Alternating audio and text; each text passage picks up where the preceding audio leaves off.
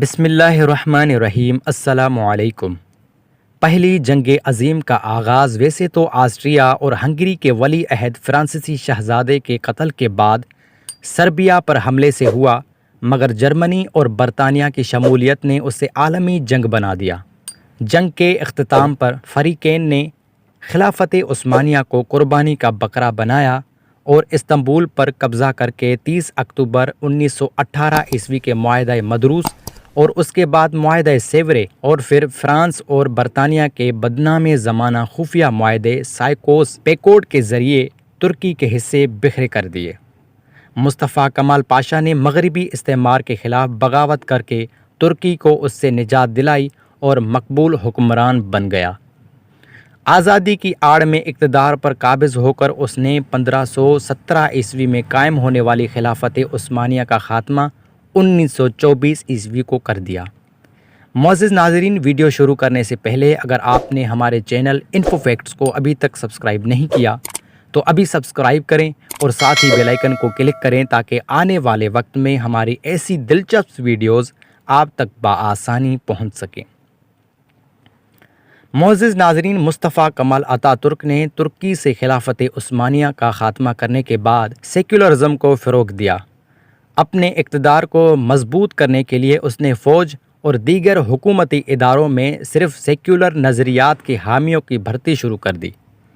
آزادی نسواں کا بہانہ بنا کر حجاب پر پابندی لگا دی اور عورتوں کو جبراً مغربی لباس زیب تن کرنے پر قانون کے ذریعے مجبور کیا۔ مذہبی قوانین کو کالعدم قرار دے کر مصطفیٰ کمال پاشا نے ترکی کے سرکاری اداروں میں اللہ اور اس کے رسول کا ذکر حرام ٹھہرا دیا۔ اس نے اسکولوں کے تعلیمی نصاب سے عربی رسم الخط کی جگہ لاطینی رسم الخط رائج کروایا۔ اذان اور نماز کے کلمات کی عربی میں ادائیگی پر پابندی لگا کر اس کا ترک زبان میں آغاز کیا۔ مدارس بند کر دیے، کئی مساجد پر قفل چڑھا دیا گیا۔ ترکی کو جدید ڈھانچے میں ڈھال کر یورپ سے ہم آہنگ کرنے کے لیے سرکاری سرپرستی میں فحاشی، عریانیت، رقص و سرود کے ادارے اور شراب خانے قائم کیے گئے۔ برطانیہ اور جرمنی کے بعد ترکی کو شراب سازی میں تیسرا مقام حاصل ہو گیا۔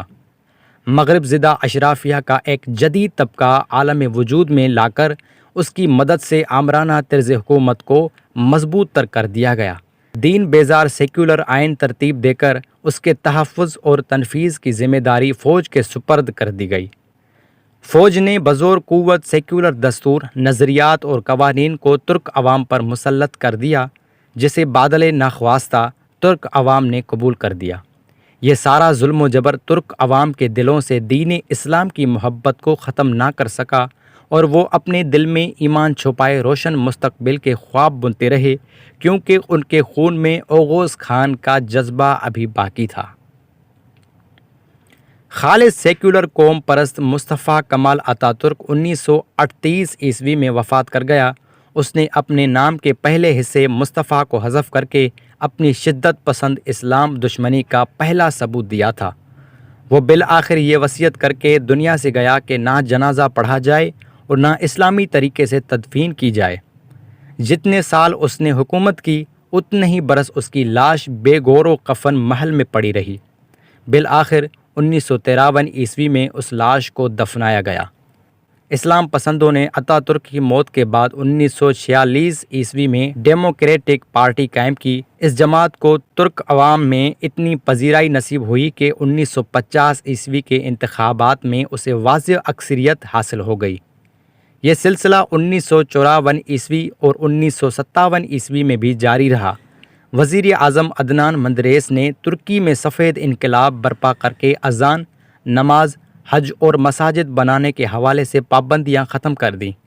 عدنان مندریس کی جانب سے اسلام پسند عوام کے حقوق اور آزادی کی بحالی سے سیکولر آئین کی محافظ فوج نے جنرل کمال گروسل کی قیادت میں 1960 عیسوی کے اندر منتخب حکومت کا تختہ الٹ دیا اور وزیر اعظم سمیت بے شمار اسلام پسندوں کو غدار قرار دے کر پھانسی کے تختے پر چڑھا دیا۔ اس طرح بے دین نظام سیاست پر علامہ اقبال کا یہ ارشاد حرف بحرف سچ ثابت ہوا۔ جلال بادشاہی ہو کہ جمہوری تماشا ہو، جدا ہو دین سیاست سے تو رہ جاتی ہے چنگیزی۔ سیکولر مارشل لا کی مدد سے پھر ترکی کو تاریکی کی نظر کر دیا گیا۔ لادینیت کے حاملین کو نواز کر اسلام پسندوں کے حقوق سلب کیے گئے، نیز ڈیموکریٹک پارٹی پر پابندی عائد کر دی گئی۔ یہ سلسلہ 2 دہائیوں تک جاری رہا کہ جب بھی فوج کو سیکولرزم خطرے میں نظر آتا وہ منتخب حکومتوں کو برخاست کر کے مارشل لا لگا دیتے۔ 1981 کی فوجی حکومت نے 5 لاکھ لوگوں کو گرفتار کیا اور ہزاروں کو پھانسیاں دی، مگر اسلام پسندوں کی جدوجہد جاری رہی۔ 1995 کے انتخابات میں اسلامک ویلفیئر پارٹی مخلوط حکومت میں شامل ہوئی اور نجم الدین اربکان کو وزیر اعظم کا عہدہ سونپا گیا۔ سیکولر فوج نے 1957 میں اس حکومت کا تختہ الٹ دیا اور اسلام پسند وزیر اعظم نجم الدین اربکان پر ہمیشہ کے لیے پابندی لگا دی۔ اربکان نے نئے نام کے ساتھ ورچو پارٹی قائم کی اور وہ اس قدر مقبول ہو گئی کہ 2001 کے انتخاب سے قبل فوج اس پر بھی پابندی لگانے پر مجبور ہو گئی۔ اس کے بعد سعادت کے نام سے اسلام پسند منظم ہوئے اور اس کے بدن سے طیب اردگان اور عبداللہ گل کی justice and development party AKP نے جنم لیا۔ 2002 سے 2015 تک مسلسل 4 انتخابات میں AKP نے کامیابی درج کرائی۔ AKP کو 34% ووٹ ملے تھے جو 2007 میں بڑھ کر 46% تک ہو گئے اور 2011 میں 50% تک پہنچ گئے۔ اس کی وجہ عوام کے لیے کیے جانے والے فلاح و بہبود کے کام تھے اور ساری دنیا کے مظلوم مسلمانوں کے حق میں اٹھائی جانے والی دلیر حمایت تھی۔ خاص طور پر غزہ کے فلسطینیوں کی مدد اور استعانت تھی۔ ترکی نے ایک ایسے نازک وقت میں اخوانیوں کا ساتھ دیا جب قطر کے علاوہ ساری مسلم دنیا ان کے خون کی پیاسی ہو گئی تھی۔ رجب طیب اردگان نے اپنے پیشرو عدنان مندریس اور نجم الدین اربکان کی روایات کو آگے بڑھاتے ہوئے ترکی کو ترقی کی نئی منزلوں تک پہنچا دیا۔ 1994 سے 1998 تک جب اردگان استنبول کے میئر تھے تو انہوں نے شہر کو مافیا، منشیات اور معاشی فراڈ سے پاک کیا، ٹریفک کا نظام درست کیا، شہر کو صفائی کے ذریعے آلودگی ختم کر کے ٹریفک کا مسئلہ حل کر دیا، شہری خزانے میں $2 ارب کے خسارے ختم کر کے $4 ارب کا انفراسٹرکچر قائم کیا۔ استنبول صرف 4 برس میں ترقی یافتہ اور تجارتی مرکز بن گیا۔ قوم کی باغ دوڑ سنبھالنے کے بعد انہوں نے انتظامیہ کی بہتری، معاشی بحالی اور سماجی ترقی کے ساتھ مذہبی تشخص کو بحال کیا اور بتدریج فوج کے اختیارات میں کمی کر کے مقننہ لیجسلیچر کی بالادستی قائم کی۔ ان اصلاحات کا عوام کو خاطر خواہ فائدہ ملا۔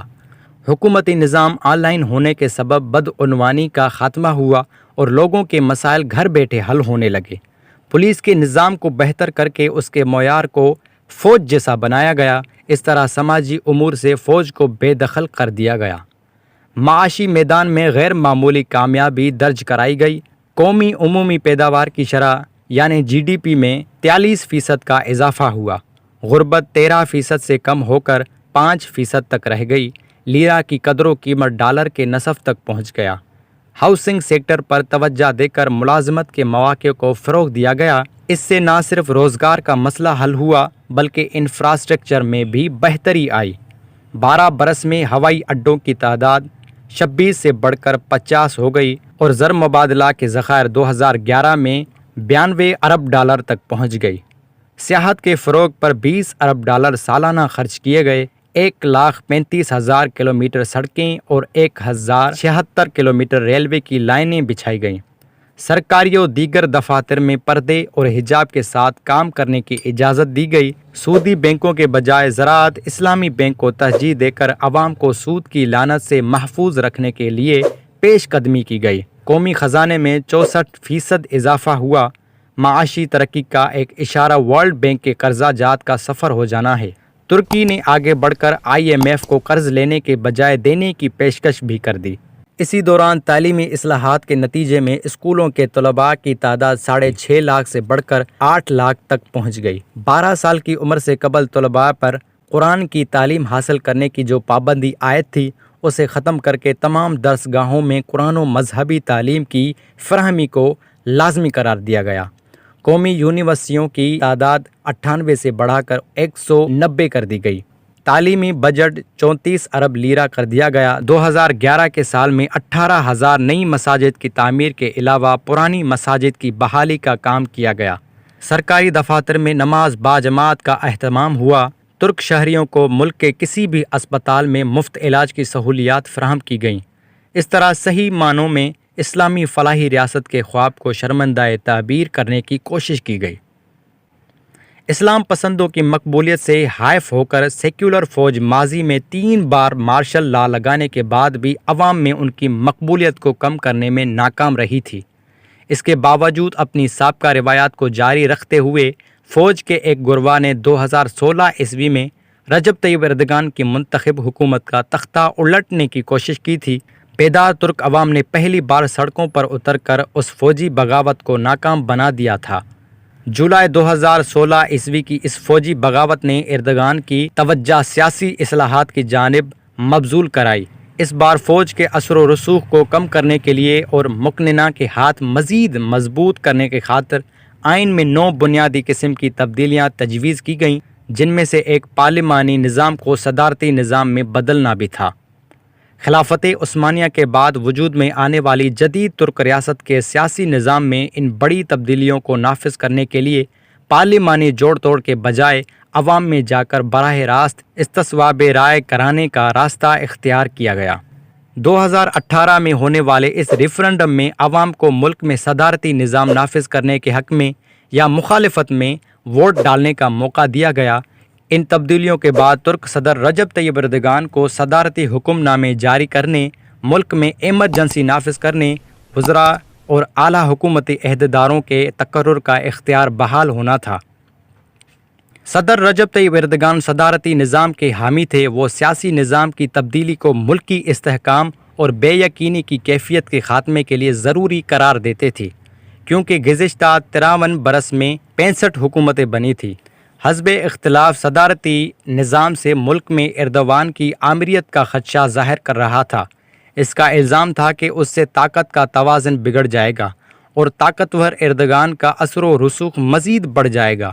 حالانکہ یہ اختیارات کسی فرد خاص کے لیے نہیں بلکہ ہر منتخب صدر کے لیے تھے۔ اسی طرح گویا ان لوگوں نے آئندہ انتخاب میں اپنی شکست بلا واسطہ قبول کر لی تھی۔ اس ریفرنڈم میں حکمران جماعت جسٹس اینڈ ڈیولپمنٹ پارٹی یعنی AKP اور اس کی حلیف نیشنلسٹ موومنٹ پارٹی یعنی MHP نے اپنے حامیوں سے ہاں پر مہر لگانے کی تلقین کی، جبکہ مخالفین میں مصطفیٰ کمال پاشا کی پارٹی CHP، کرد نواز HDP کے ساتھ حزب اختلاف کی سب سے بڑی جماعت ریپبلکن پیپلز پارٹی اور پیپلز ڈیموکریٹک پارٹی نے اپنے ووٹروں سے نا کی مہر لگوانے کے لیے مہم چلائی۔ استصواب میں تقریباً 51.7% نے صدارتی اور 48% نے پارلیمانی نظام کے حق میں رائے دی۔ آئینی ترمیمات کی عوامی توثیق کے بعد جب پہلی بار بیک وقت صدارتی اور پارلیمانی انتخابات کا انعقاد ہوا تو سیاسی جماعتیں اسی طرح 2 محاذوں میں تقسیم تھیں۔ اس بار پھر رجب طیب اردگان نے صدارتی انتخابات میں فتح حاصل کی اور ان کے جسٹس اینڈ ڈیولپمنٹ پارٹی اور نیشنلسٹ موومنٹ پارٹی کے اتحاد نے ایوان پارلیمان واضح اکثریت حاصل کر لی۔ اس فتح میں ترکی کے اسلام پسند عوام نے مصطفیٰ کمال اتا ترک کے لادینی توق کو اپنے گلے سے نکال کر دریا برد کر دیا۔ تقریباً 1 صدی کے بعد 3 سخت ترین مراحل سے گزر کر یہ شاندار کامیابی درج کرانے والے اسلام پسند ترک عوام اور ان کے رہنما بجا طور پر محشر بدیانوی کے اس شعر کے مصداق ہیں: اب ہوائیں ہی کریں گی روشنی کا فیصلہ، جس دیے میں جان ہوگی وہ دیا رہ جائے گا۔ معزز ناظرین، اگر یہ ویڈیو آپ کو پسند آئی ہو تو اس ویڈیو کو لائک کرنا نہ بھولیں، اور دل اگر اجازت دے تو اس ویڈیو کو شیئر بھی ضرور کریں، اور آخر میں کمنٹ باکس میں اپنی رائے سے آگاہ ضرور کریں۔